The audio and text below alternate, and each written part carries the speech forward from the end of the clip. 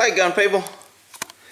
I had a couple little off topics. I don't know what the hell I'm going to name this, but I wanted to talk about a few things, a few questions that came up. Boner, the bonehead in Congress, announced he's quit today. So that's a thumbs up for me. He was a weak turncoat, no wanting to fight, wanting to get along with the liberal left. First I want to go over this, I picked up this little Rossi. It's a it's at a pawn shop, or not at a pawn shop, but a gun store. It was used. Has a little nick, a few nicks on the stock here, a couple cuts here. They go for about $500-600 new. So I got this one $350. It was pretty rusty. It was kind of I oiled up the stock and cleaned it up, so it looks nice now, but it didn't quite look this good. Unique little gun. It's very light, which I like. So I'm going to use it for my gun for on the horse when I'm riding a horse, so it doesn't put more weight on the horse. Plus it's got like a little pistol grip, so when I pull it out it's easy to put it up. If I had to fire it with one hand, I could, because of the way they got this pistol grip design. It's a simple design. It's a revolver, so if you know how to shoot a revolver, you know how to open a revolver. It's pretty simple. It shoots 410 or 45 long Colt. So I thought it was kind of interesting, and it's got these nice little green and red sights here. I don't know if I can line that up there. I can't really see, but it's got the red front and the green back.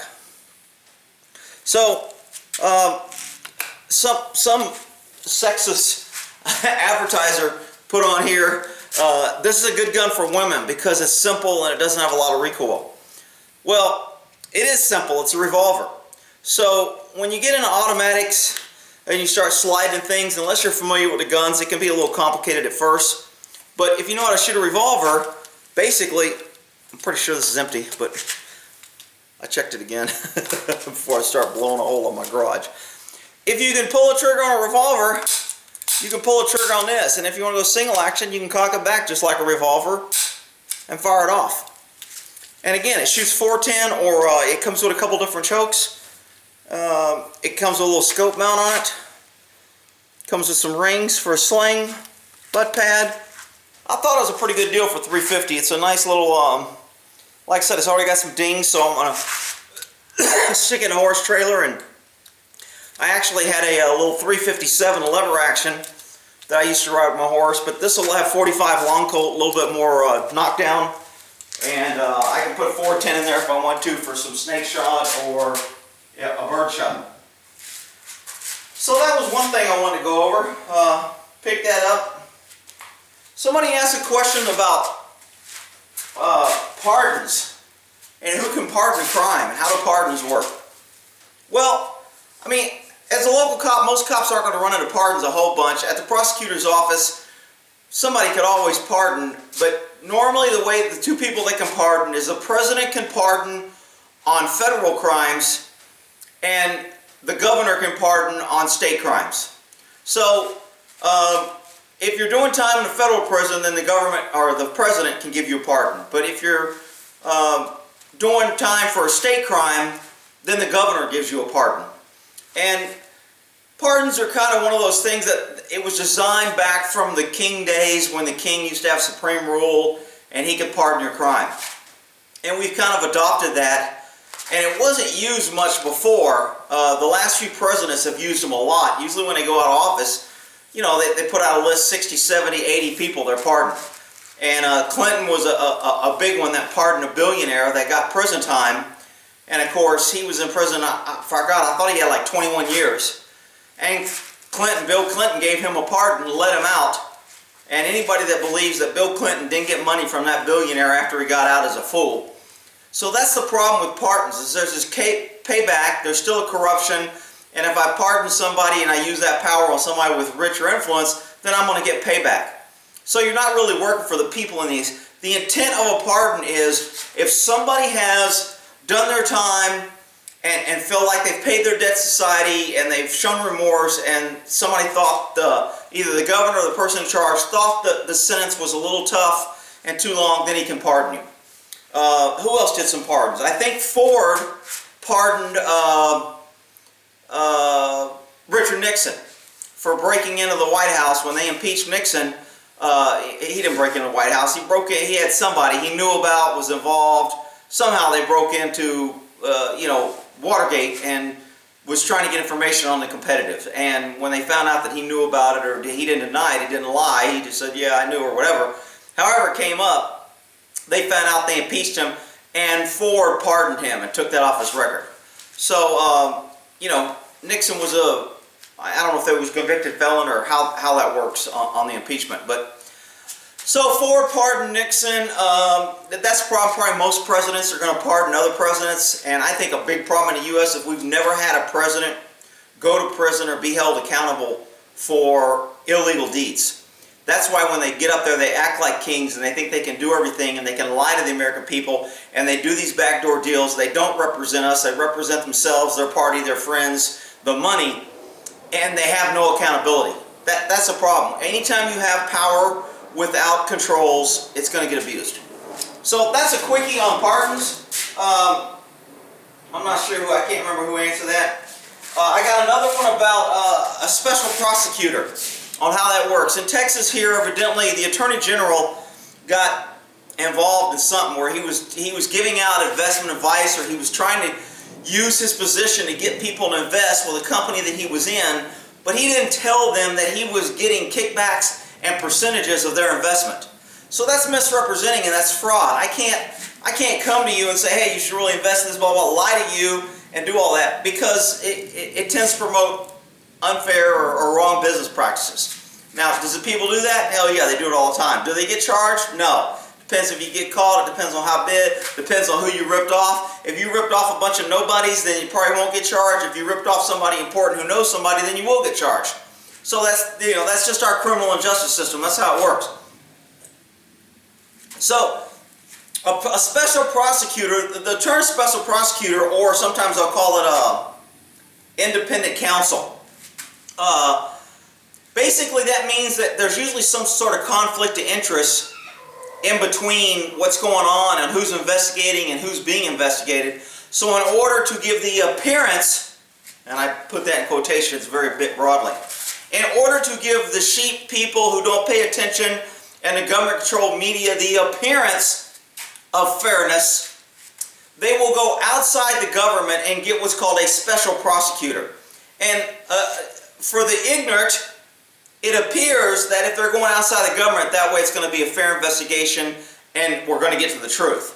The problem is the people who are picking the impartial fair dude are normally within the system, and they pick, who they know or who they control or who they owe, or, so is there really an independent? I don't know. I mean, independent prosecutors, and when you get these, I think another pardon, back to the pardon issue, during the Iran-Contra, younger people may not remember this, Ollie North, Iran-Contra hearings, selling arms, all that stuff, those guys got pardons also, and I can't remember who gave that to them. But some people in that thing got pardons. But special prosecutors are normally outside government that are hired to infiltrate the government good boy system and to give that impression that we've got an independent investigation. Now, of course, government doesn't like that idea. Government doesn't like anything that takes away power from them. So government is not a fan of making things too equal, because then they lose power. They like it being unequal because they like the power. So anything that kind of interferes with their power, they don't like. They don't like free elections. They don't like the grand jury, because the prosecutors would much rather say, screw the grand jury, I don't want to have to answer to the people, I'm elected, I can do what I want. And that's what most prosecutors do anyway. But when the grand jury gets involved, and the grand jury can investigate on their own, and the grand jury can put out indictments, that takes away from the political cronies inside the system, the good old boy lawyer system, judges protecting lawyers, judges and lawyers all protecting politicians who they like, the Supreme Court siding with their liberal left because they were appointed by a liberal, on the Republican side with their Republican side because they were appointed by a conservative Republican. So you're always going to have that, and that outside influence takes away some of that power and control. So government doesn't like that. So special prosecutors, I would put in the line with a grand jury. It's supposed to be a check and balance for the people to kind of infiltrate the government-controlled cronyism. Does it work? It probably keeps them in check a little bit. Every once in a while you may get some rogue guy. You know, you get me as a... Usually your independent counsel or special prosecutors are attorneys. They always pick attorneys because they got the bar, and then they can hold the bar card over their head, and you got to do with this ethics, and then there's confidentiality, and if I tell you something as my lawyer, and you can't bring this out. So they like having lawyers because they have all those extra controls.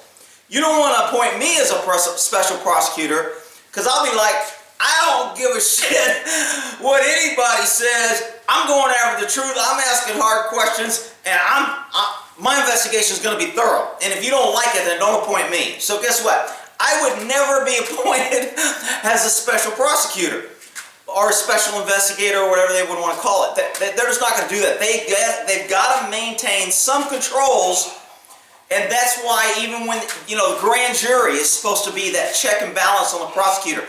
The grand jury could come back and kind of keep check. Hey, I'm filming here. Be quiet. Damn chickens. So, I got a new rooster. I haven't showed you the new rooster yet. I don't know where he's at. I just tried to catch him, so he's kind of being leery.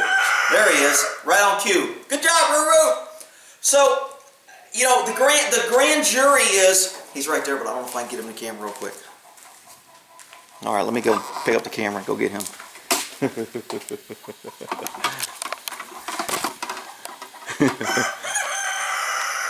Hey, I'm filming over here, boy. Alright, so the special prosecutor, I'll lay my drink down over there, let me finish this up.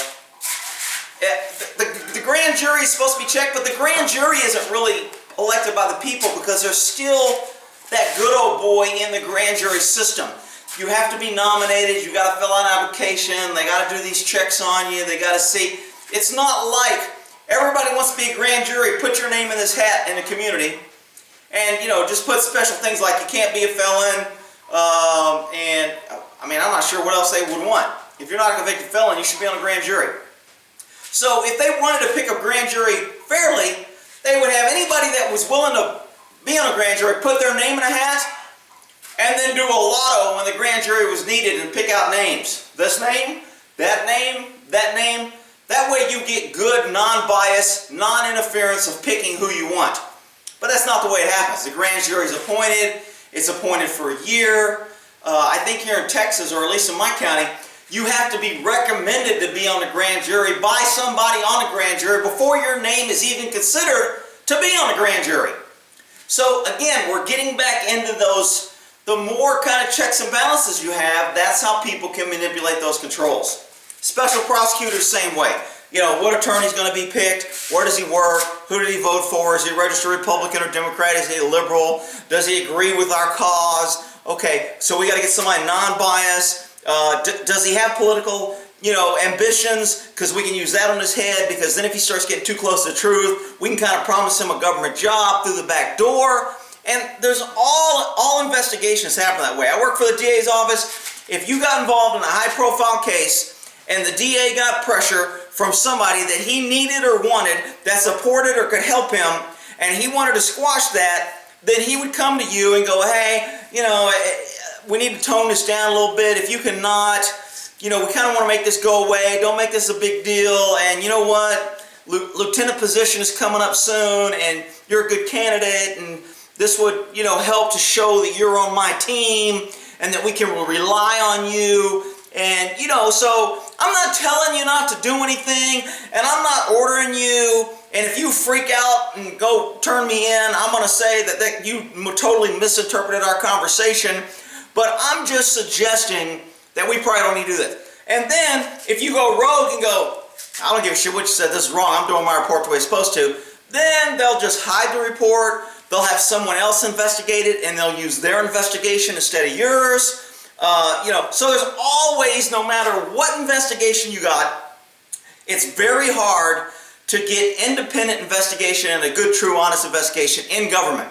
And again, I mean, you just can't help it. People go, I knew cops are lying, you can't trust. Cops, would do it if they could, but they don't want to lose their job. They want to feed their family. They want to keep their retirement.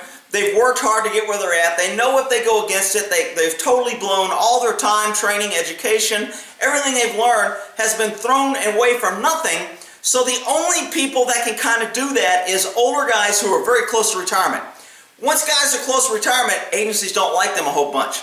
They kind of want to get rid of them because they're like, look, we can't control this guy. He knows he's got his retirement. He knows his retirement guaranteed. He could go rogue at any point.